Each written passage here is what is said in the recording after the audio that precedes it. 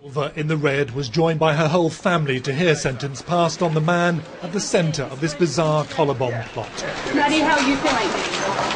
Just like you said, happy it's nearly all over. Paul Peters went to Madeleine's home in Sydney and tied what he said was a bomb to her neck using a chain. He left a ransom note. It took 10 hours for the bomb squad officers to realise the device was fake. Madeleine was freed, very shaken, but unharmed. Peters fled to America, but was arrested by officers who briefly interviewed him. Are you responsible? No. Paul Peters never gave evidence in all this, so we may never know why he did it. The prosecution say he simply got the wrong house. He should have gone to a neighbour who was a member of a trust fund from whom he could extort money.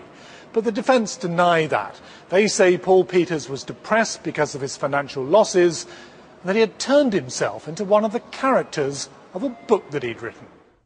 The judge said Madeleine had gone through an unimaginable terror. Madeleine later spoke for the first time about her ordeal. To me, it was never about the sentencing, but to know that he will not reoffend, and to hear, it was good to hear the judge acknowledge the trauma he's put my family and me through.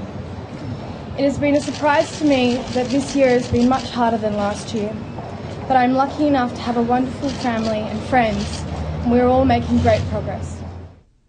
The judge said Peters had put Madeleine in fear of her life and sentenced him to 13.5 years in prison.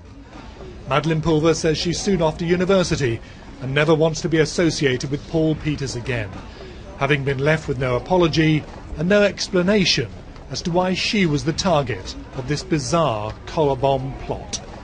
Duncan Kennedy, BBC News, in Sydney.